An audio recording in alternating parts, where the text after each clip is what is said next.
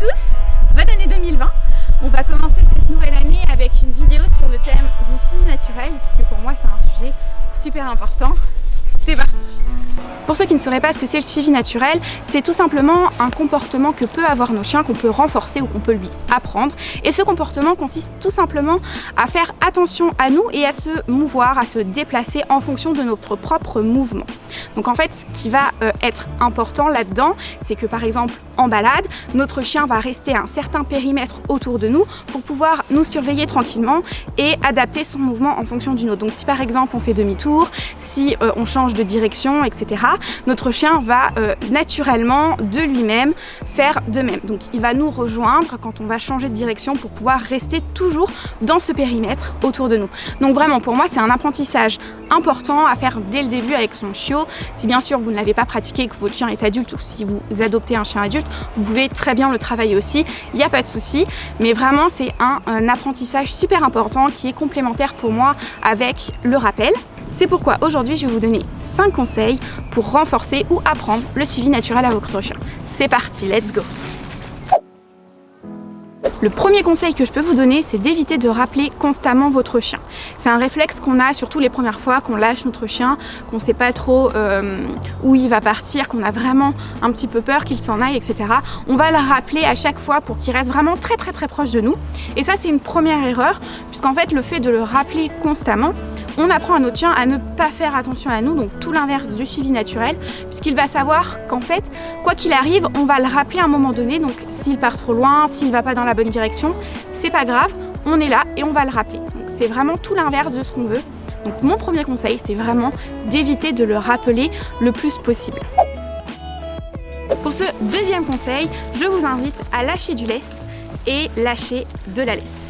C'est toujours dans la même optique que de laisser l'opportunité à son chien d'exprimer le comportement. Si on ne lui laisse pas l'opportunité de le faire, il ne peut pas l'apprendre. Bien sûr, on ne va pas lâcher notre chien n'importe comment, on va le faire dans des endroits où on est sûr qu'il est en sécurité et dans des endroits où on est sûr qu'on va pouvoir continuer à respecter les autres promeneurs sans les embêter. Et si vous n'avez pas la possibilité de lâcher votre chien, je vous invite à prendre la longe. C'est vraiment un outil formidable, il va laisser beaucoup plus d'opportunités à votre chien que la laisse puisque la distance va être beaucoup plus grande, il va pouvoir profiter beaucoup plus de la balade et vous allez aussi pouvoir lui apprendre le suivi naturel puisqu'il va avoir le choix de partir plus loin ou de revenir vers vous. Donc soit on utilise la longe, soit on lâche notre chien selon les situations et comme ça on lui laisse l'opportunité de travailler son suivi naturel. Pour pouvoir donc travailler ce comportement avec votre chien, je vais vous inviter à faire beaucoup de changements de direction et surtout ne rien dire. Parce que vraiment c'est ça la clé du suivi naturel, notre chien doit le faire sans qu'on ait besoin de dire quoi que ce soit. Donc on va faire beaucoup de changements de direction, on va faire des demi-tours, on va aller à droite, on va aller à gauche, etc. On va faire ça pour être le plus imprévisible possible. Plus on va être imprévisible pour notre chien, plus il va avoir besoin de nous regarder, de nous surveiller, de savoir ce qu'on fait pour pouvoir potentiellement nous suivre et éviter de se retrouver tout seul en plein milieu de la nature. Donc vraiment faites un maximum de changements de direction pour pouvoir travailler ce comportement. Cette fois-ci, on va s'amuser un petit peu plus avec son chien et on va jouer au jeu du cache-cache. Je vous l'avais déjà présenté dans ma vidéo sur l'apprentissage du rappel. C'est exactement le même principe, mais cette fois-ci, on ne va pas rappeler son chien. Parce que si on le rappelle, eh bien on va travailler le rappel. Nous, ce qu'on veut, c'est qu'il revienne à nous sans qu'on ait besoin de dire quoi que ce soit. Comme pour tout à l'heure, on joue sur le fait d'être imprévisible et en se cachant de temps en temps de façon un petit peu inopportune, eh bien on donne l'impression à notre chien qu'on peut disparaître comme ça d'un claquement de doigts. Du coup, il va avoir beaucoup plus envie de faire attention à nous pour ne pas nous perdre, bien entendu.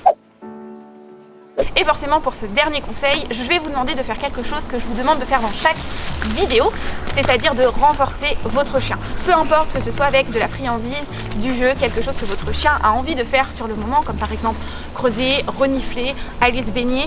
Trouvez ce que votre chien a envie de faire et récompensez-le avec ça, renforcez son comportement, c'est vraiment super important et surtout amusez-vous. Franchement ça doit être un apprentissage super fun à faire avec votre chien et plus vous allez prendre de plaisir, plus votre chien va prendre de plaisir aussi et forcément il aura envie d'être auprès de vous et de vous suivre un maximum. Voilà tout pour cette vidéo, j'espère que ça vous aura plu. On se retrouve très vite sur les réseaux sociaux ou dans une autre vidéo pour apprendre encore plus de choses et s'amuser avec son chien. Salut!